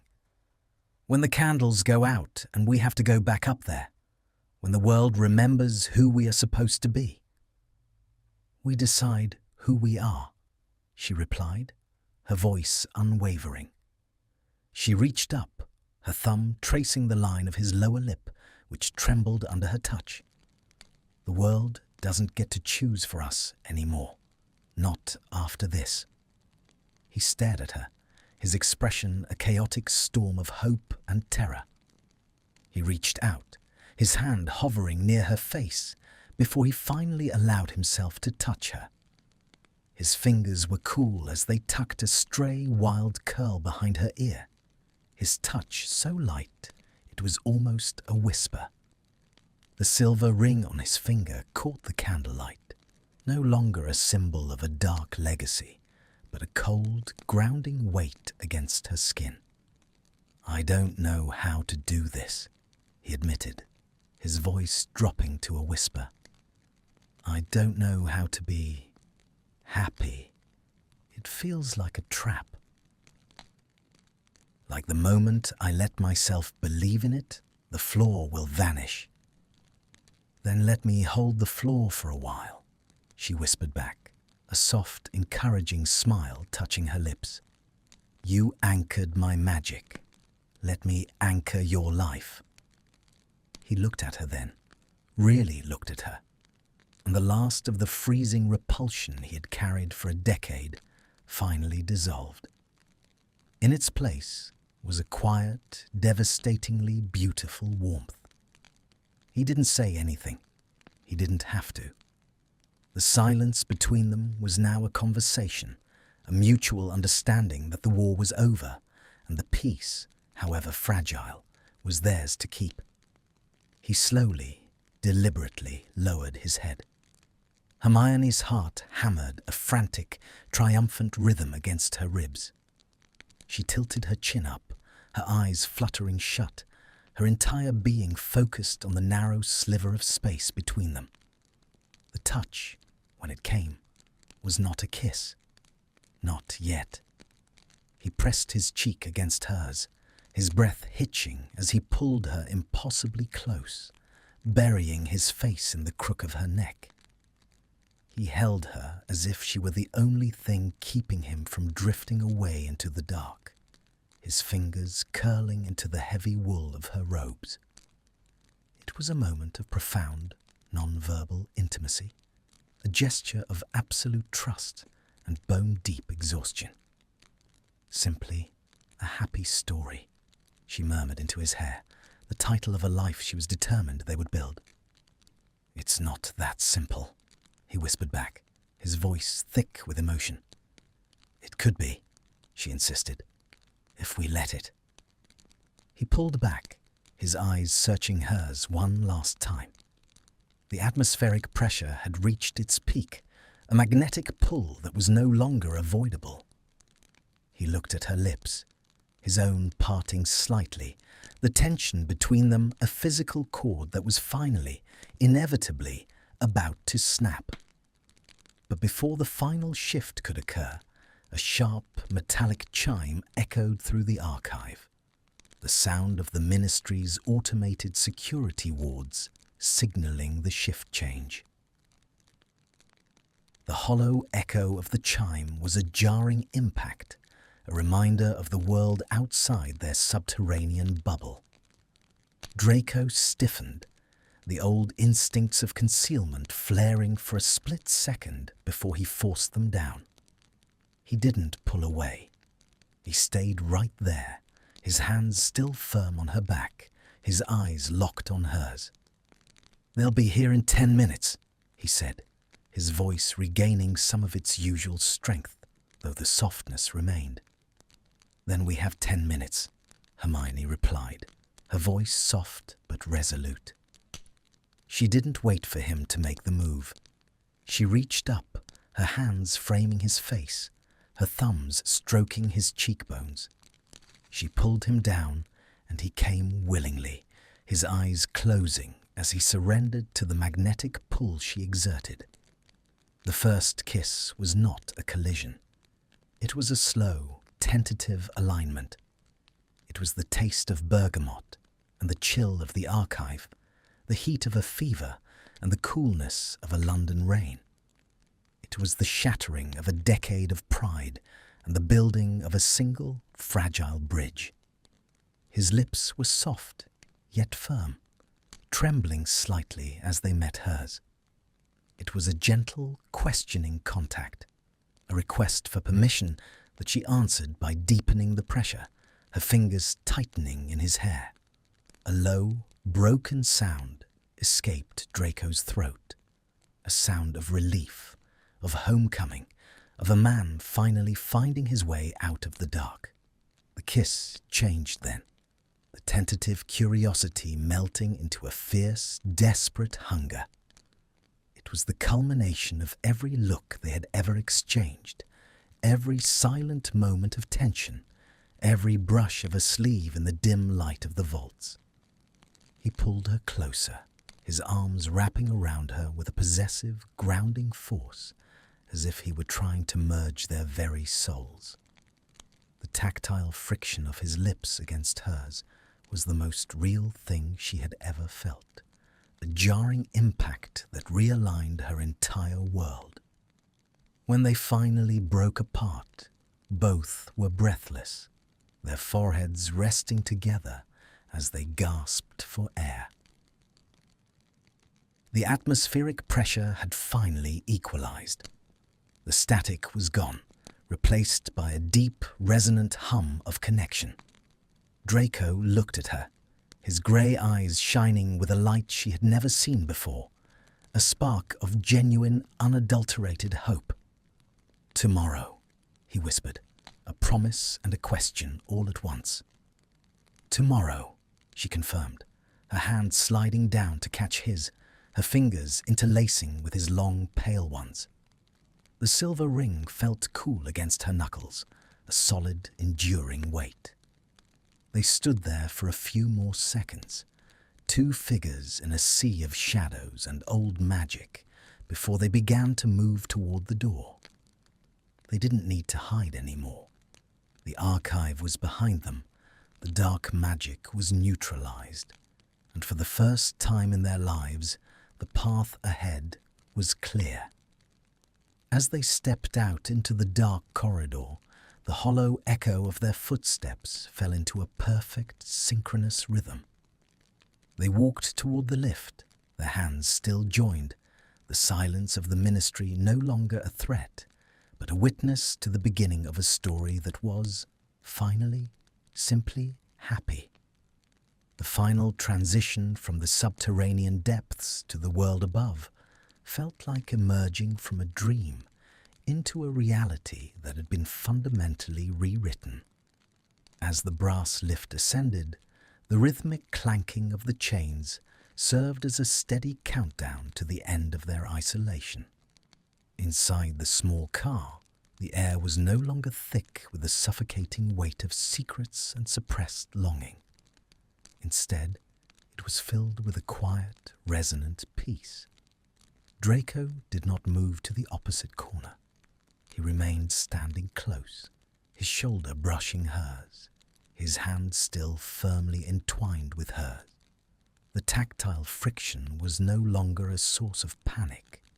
It was a constant, grounding reassurance.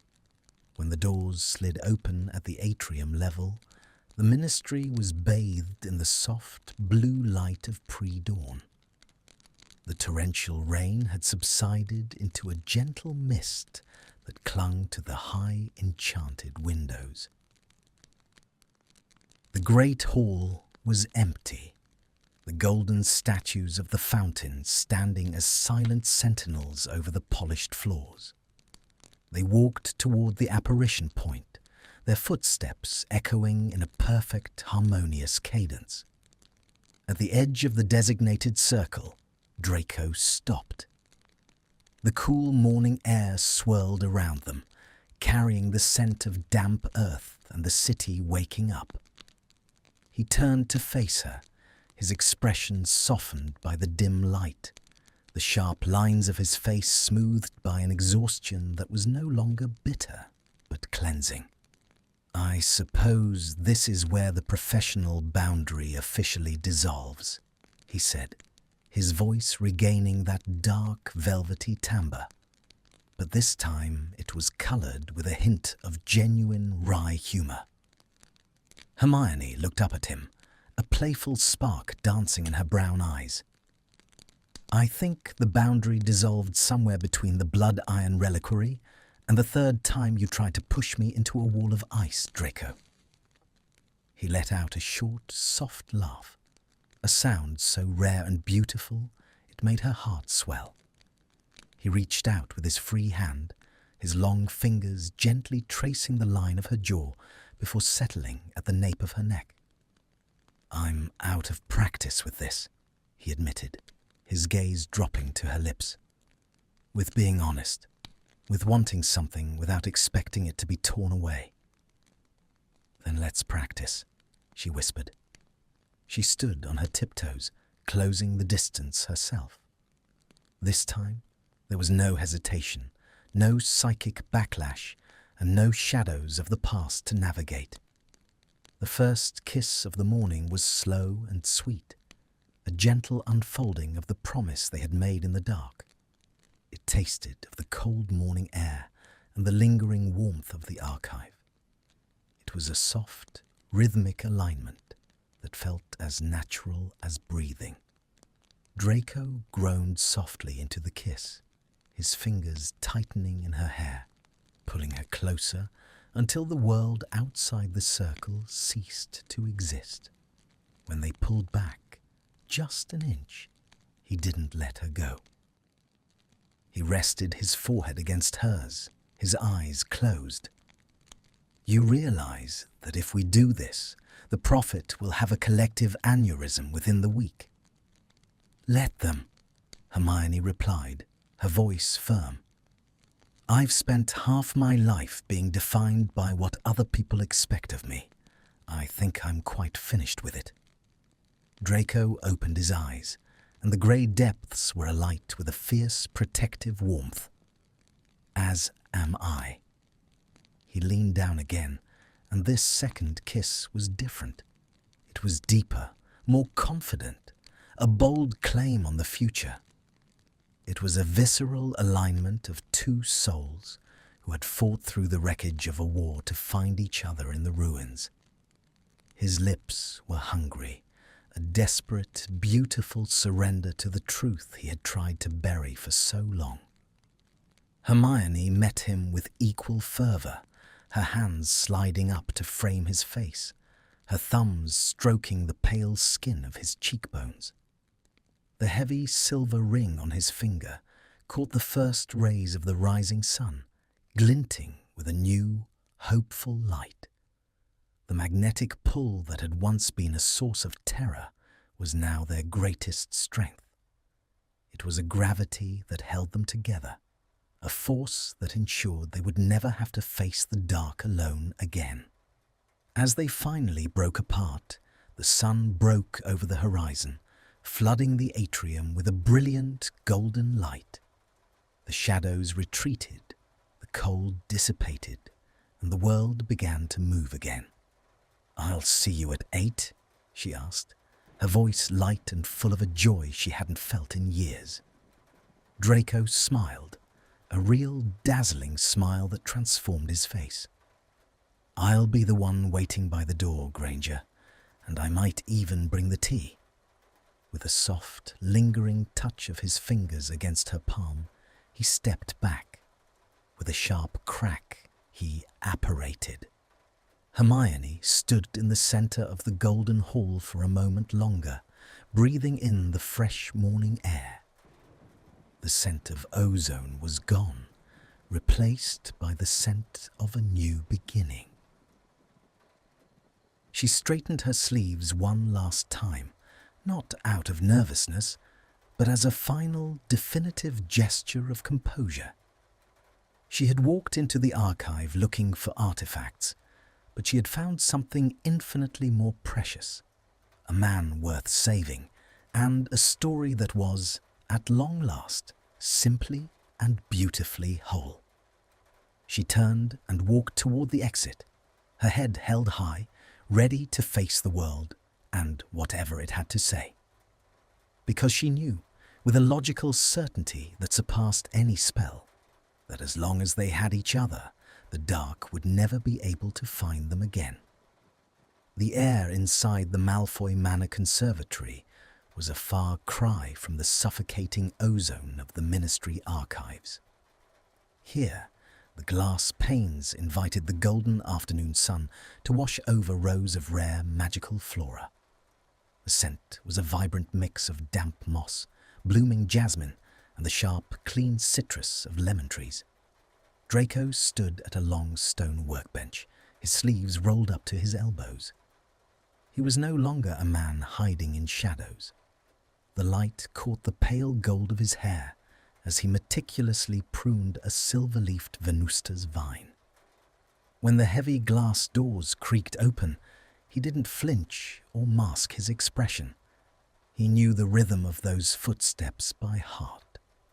"You're late, Granger," he drawled, though the old sneer was replaced by a soft, genuine tug at the corner of his mouth.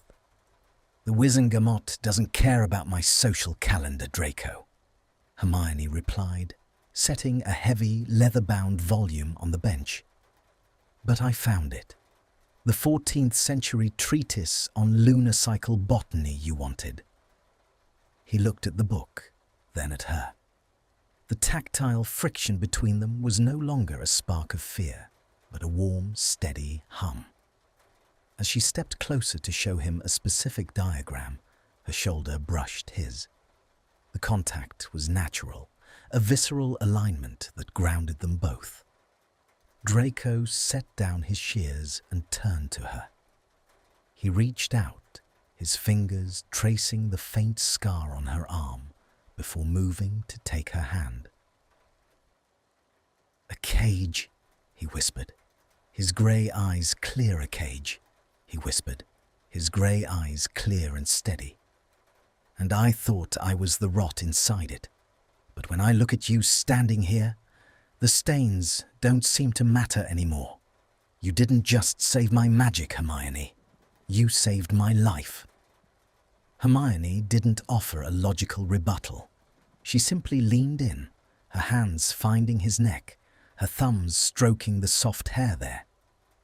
"You saved yourself, Draco.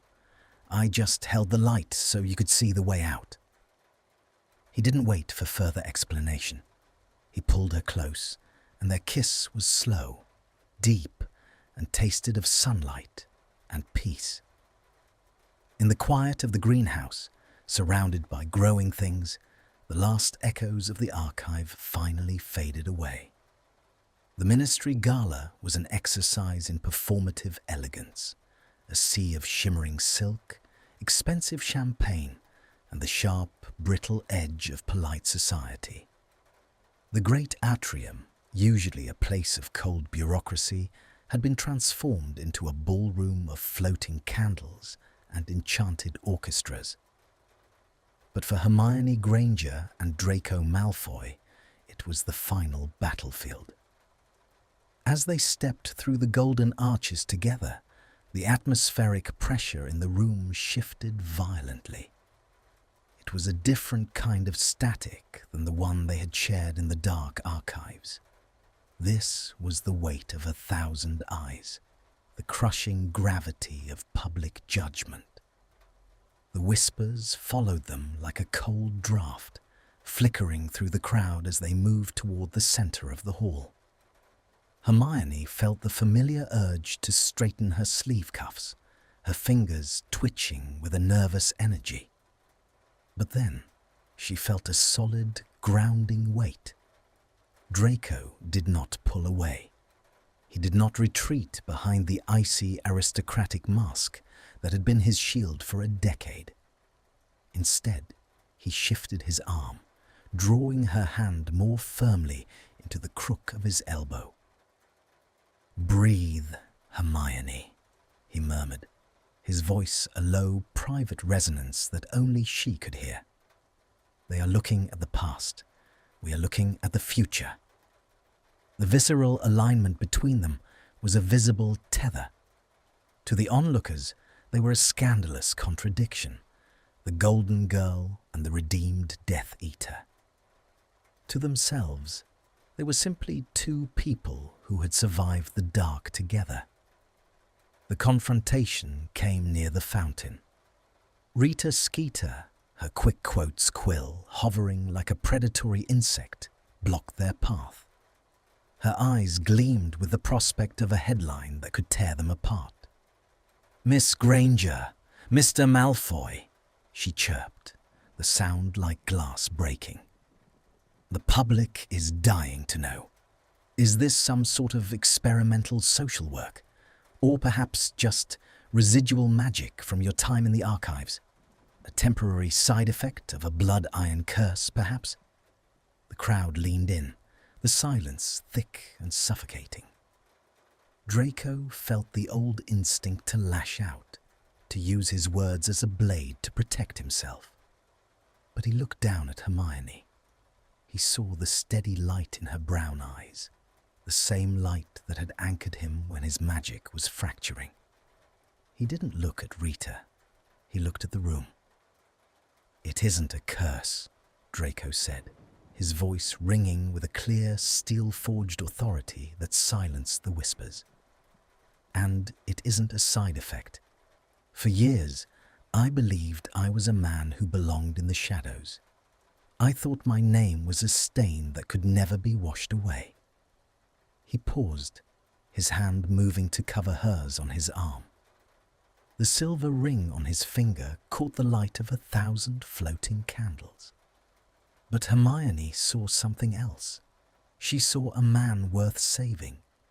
And if she is brave enough to stand by me, I am brave enough to be the man she deserves. This isn't magic that fades, Rita. This is the only thing that's ever been real. The statement was a devastatingly beautiful surrender. Hermione felt a surge of fierce, triumphant warmth. She didn't wait for the reporter to ask another question.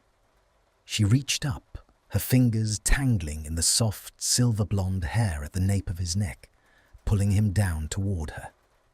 The kiss was not a private whisper. It was a public declaration. It was confident, slow, and entirely defiant. In front of the ministry, the press, and the ghosts of their history, they chose each other. The tactile friction of the moment sent a wave of silent shock through the room, but they didn't care. They were anchored in their own private gravity. When they finally broke apart, the whispers had changed. They weren't gone, but the power they held had vanished. "Shall we?" Draco asked, his eyes shining with a rare, unguarded joy. "Let's go home," she replied.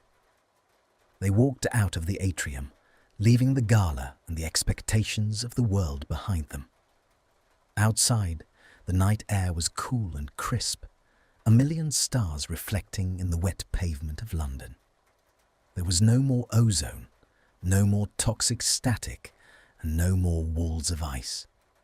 As they walked toward the apparition point, their hands joined and their hearts in sync, the story that had begun in a cold, dark archive finally reached its true conclusion.